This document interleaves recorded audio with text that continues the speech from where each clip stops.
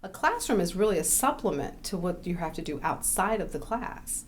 So your instructor you see 3 times a week. If you only focus on those 3 times a week that you see that instructor, you're going to fail that class because there's so much more that you have to do outside. We say 2 hours per credit hour, when in actuality, I don't like that. I like 2 hours per credit hour for a class that you know what you're doing. But if you don't know what you're doing, you need 3 hours per credit hour, 4 hours per credit hour.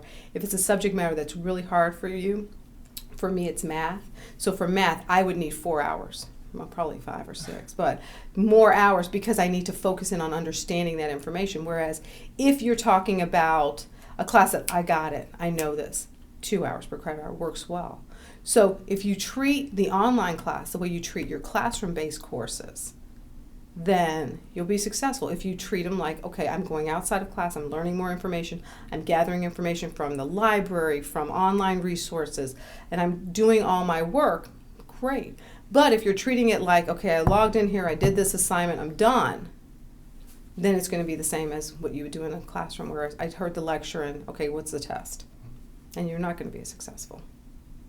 So for an online class, I tell students that they need to treat it like a regular class. So we have, when students come in, you have a plan, a little sheet that tells you days and times. Okay, I'm going to meet in English Monday, Wednesday, Friday, 10 to 10:50, and history Tuesday, Thursday, 9:30 to 10:45. However, but there's blocks of time. And I think in an online class, I tell students do the same thing. Create a block of time. You can't create the block until you've read the syllabus. So you have to read the syllabus, you have to know what the due dates are, you have to know when the exams are, you have to know how all of the format, the logistics of the class work, and then create space. So I'm going to work on my online class Monday, Wednesday, Friday, 2 to 2:50. Or if you're a night owl, 11 to 11:50.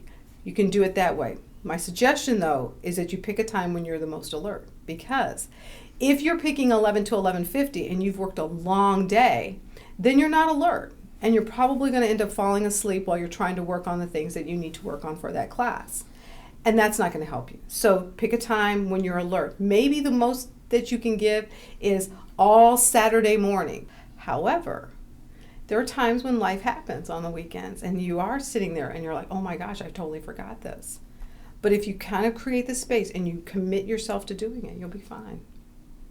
To know that information when you get started, it's important to know what your policy is with regards to if you have to go to work or not log in for a week. It's important to tell that instructor that and say, I'm not going to be able to log in at this time. Is there any consequences for not doing that? Really, because communication with your instructor, whether online or in classes, is exactly the same thing.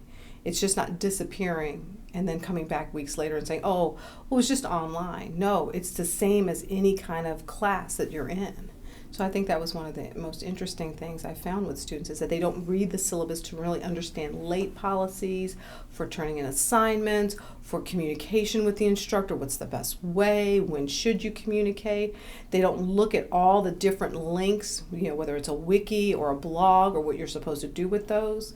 And they don't ask questions about what those mean. Well, what is a wiki? Well, what is a blog? And why am I doing this? Ask those questions because I think that'll help you with your assignments much better. First of all, if it's your first online class, it's a great opportunity to see if this is the right venue for you and just have fun with it, because you're going to have fun if you go into a classroom, right? So just enjoy it. And if it's not for you, if you find out at the end of the first class that it's not the format that you like, there are other classes that you can go into, but give it a try.